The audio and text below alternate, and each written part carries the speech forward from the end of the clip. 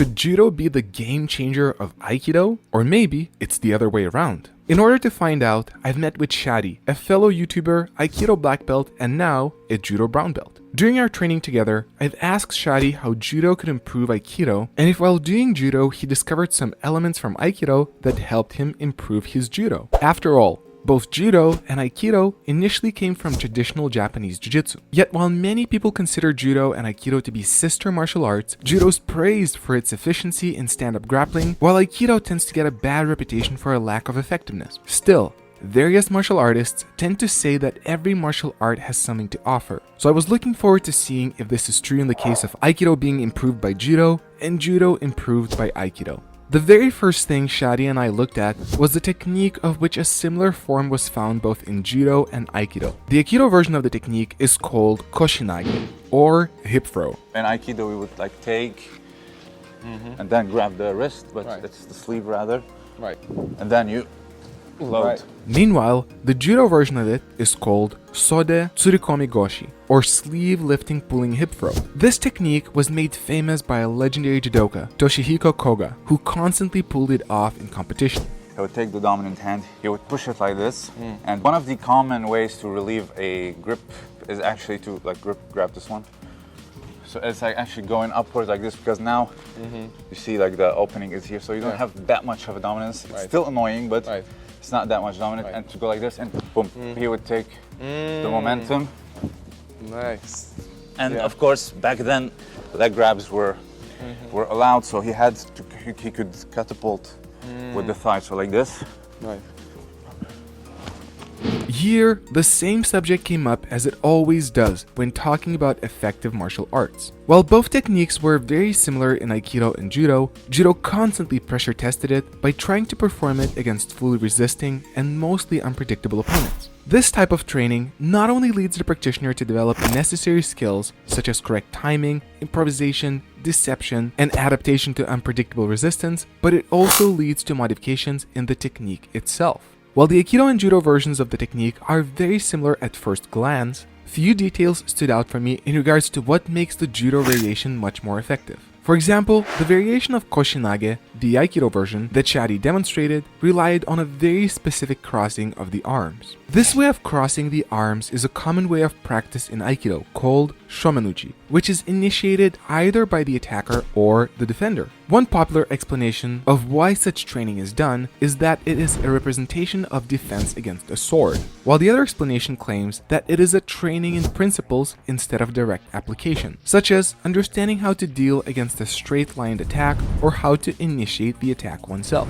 Whether this is true or not, few martial artists dealing with functional martial arts would probably bet that such type of training and application is necessary or highly effective, as this type of movement is rarely seen anywhere in a fight and offers very little to no control at all. Meanwhile, the Judo variation relies on clear grips on the gi sleeves, which are very difficult to get loose from, and on the contrary, give a lot of control to the judoka. The Judo application seen in the video also focuses on baiting and diverting attention by kicking the legs and constantly pushing and pulling, another very important approach to making a technique work.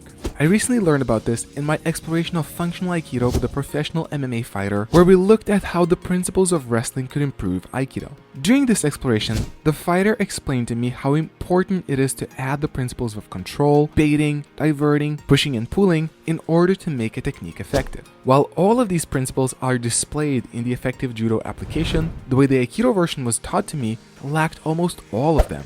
It was completely static, with no resistance or movement from the attacker, nor the teaching of elements how to properly control or deceive the person into the technique. Lacking these elements and done only on a non-resisting opponent, the technique seems to be fine as it is and is left without exposure of its flaws and any need to evolve or improve. These flaws are even more visible in another Aikido variation of the same technique, where the attacker is expected to hold onto the arm almost until halfway through the technique, which also includes a strike, only until then the Aikidoka takes over the grab to perform the throw. And yes, before you write it in the comments, a dab. Chadi also agreed that this is one of the reasons why most Aikido throwing techniques are difficult to pull off against resisting Judo opponents. Everything else, if you think about it, are throws that I'd say they have very little engagement, like gripping. There's not much connection established. For example, Nage, it's a little bit off the grip. What's Sukume Nage? It's not so much made for people who are specialized in gripping. Another technique that is very similar between Judo and Aikido is Aikido's Nage, or the four directions throw, and Judo's reverse Seoi, also known as the Korean Seoi, made famous by the Korean judoka Choi Min-ho, and later continuously improved by other Korean judoka. The Aikido version of the technique, Nage, usually relies on grabbing one arm with two hands, extending the arm while ducking under, and then bringing the opponent's arm next to his shoulder to unbalance and throw them. Meanwhile, the reverse Seoi was demonstrated to me by Chadi this way. With it, like this. Oh, right. So it's kind of like a Shihonage twist, but without the arm. Both techniques were similar in the regard of using a grab on the opponent and turning under and around it to execute a throw. Yet what immediately stood out for me was the difference in the level of control between the Judo and Aikido variations. As the MMA fighter demonstrated to me in my exchange with him, control is an extremely valuable tool in deciding a grappling technique's efficiency. And there is a huge difference in the level of control in the Judo and Aikido variations. The Aikido variation mainly controls only the arm, which leaves the rest of the body fairly free to move, while the judoka grips much closer to the body, giving greater control of the whole body when performing the throw. Grabbing the arm is also less reliable, especially at the far end of it, as the attacker can use the elbow to defend or slip away. This flaw is made even worse in a different application of Aikido's Shihonage I was taught, where the hands of the attacker and defender meet mid-air before any grabs are even established. Meanwhile, slipping out of a gi grip at the chest level in the Judo variation is nearly impossible. But the subject of reverse Seoi also brings up a potential flaw in Judo's approach. Just recently, the reverse Seoi was banned from Judo competitions, which makes it yet another technique out of many in the list of banned techniques in Judo. For example, such as all of the techniques which include grabbing the legs. To make things worse, there's even no official explanation of why specifically the reverse Seoi was banned. Bans like this are a part of a big controversy in Judo, since the more limited rules become, the more limited Judo practitioners tend to end up being too. In this same fashion, in the past, Judo used to focus much more on ground techniques, known as newaza, but with the changing of rules, the focus moved away from groundwork, which as a result made many judoka lose focus on these techniques and become incompetent when it comes to sparring on the ground. In a way, this also reminds me of the situation that Aikido finds itself in. Aikido historically tends to underrate sparring and competition. This underrating is strongly connected to the philosophy of the founder of Aikido, Morihei Ueshiba, who was opposed to competition, saying that it creates disharmony between people. Personally, I tend to disagree, since I believe that competition can also breed camaraderie, which is seen, for example, at the end of many MMA fights, where both fighters, even if they pretended to hate each other before for promotion, at the end of the fight give each other brotherly hugs and frequently pass on good intentions. Following Ueshiba's example though, many Aikido schools do not include any form of competition or sparring in their training. Even when there is an Aikido style that does feature competition, known as Tomiki or Shotokan Aikido, it is usually looked down upon by many Aikidoka as not a real or even dirty Aikido style. Unfortunately, the approach of not including sparring or competition potentially leads the Aikidoka to miss out of finding out the flaws of their technique and training approach, limiting their development as martial artists and leading the techniques full of flaws without any evident evolution. In fact, the lack of interest in evolving Aikido techniques comes not only from the lack of sparring, but also even the culture of the martial art itself. In a famous example, Morihiro Saito, one of the top students of the founder of Aikido, constantly claimed that his main goal was to preserve Aikido exactly the way it was taught to him by Ueshiba. Changes or improvements to the techniques were thus highly discouraged, and this tradition was kept being passed along from generation to generation. For example, Ulf Evans, one of the top students of Morihiro Saito, officially claimed the same way that his mission was to perfectly preserve Saito's techniques exactly the way they were. Another part of the reason for this approach is also the belief shared by many Aikido instructors that the founder was the perfect martial artist, and that as a result, his techniques were also perfect, with no further need to modify or improve them. Unfortunately, with no pressure testing, sparring, or competition, the techniques face no challenge and exposure to their flaws, leaving it easy to continue to believe that they are perfect the way as they are.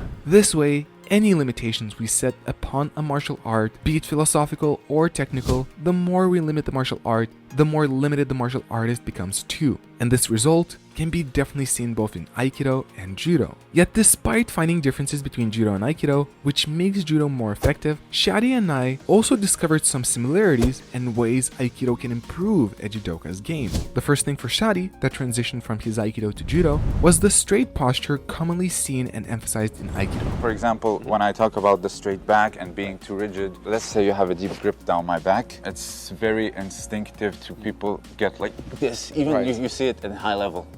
Like they're gonna push the armpit, they're gonna get too stiff, but then if you pull me towards you, Yeah, it's like weak posture. so if you pull me towards you and then, you know, maybe you put your leg, I'm gonna be easily easily thrown. Even like jigotai, like the old jigotai, if you open up some old books, the jigotai was, yes, it was down, but it was a straight back, always. Like so, it's gonna be a little bit different. Like pull me towards you.